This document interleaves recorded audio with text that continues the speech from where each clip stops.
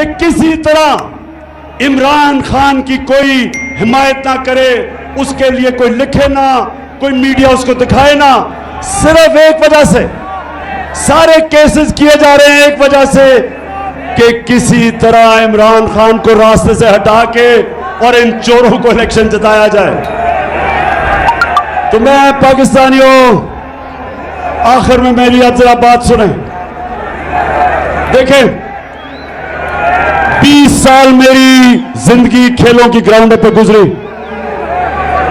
20 साल, शायद ही कोई इतनी देर इंटरनेशनल क्रिकेट खेला हो। 10 साल मैं कप्तान था, और कप्तान इतनी देर क्रिकेट खेल के मुझे मैच के दौरान पता चल जाता था कि कब अब जो मुखालिफ है वो मैच हार गया। मैच के दौरान मैं समझ जाता था, एक वक्त आ जाता था कि मुझे ये एहसास हो जाता था कि अब ये जो मर्जी भी मेरा मुखालिफ करे, अब ये नहीं जीत सकता।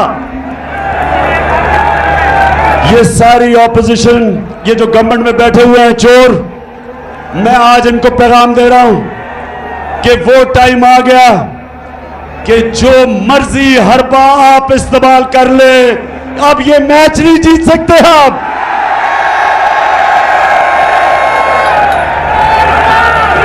मैच अब एक की तरफ जाएगा। जितना आप दबाएंगे मेरी पार्टी को, उतना ज्यादा ऊपर उठेगी।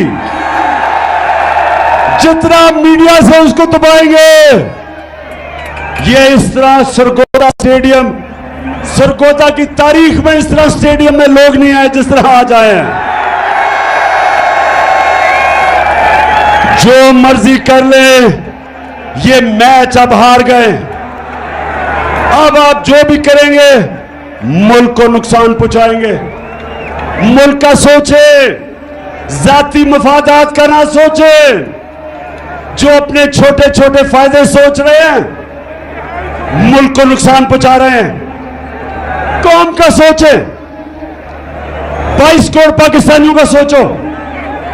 ये लोगों का मुस्तकबिल, अपने बच्चों का मुस्तकबिल, इनके मुस्तकबिल का सोचो। और जब आप सोचेंगे इनका मुस्तकबिल, ये जरदारी, डाकू और डीजल और शहबाज शरीफ की तरह के चोरों के साथ इनका मुस्तकबिल नहीं है।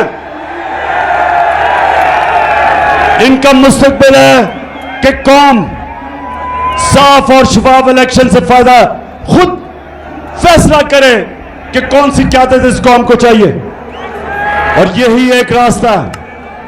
और ये जितना भी मुझे दीवार से लगाएंगे, याद रखें कि मैं तो वो कप्तान हूं। जितना आप मुझे दीवार से लगाएंगे, मैं तो और लड़ूंगा, मैं तो और मुकाबला करूंगा।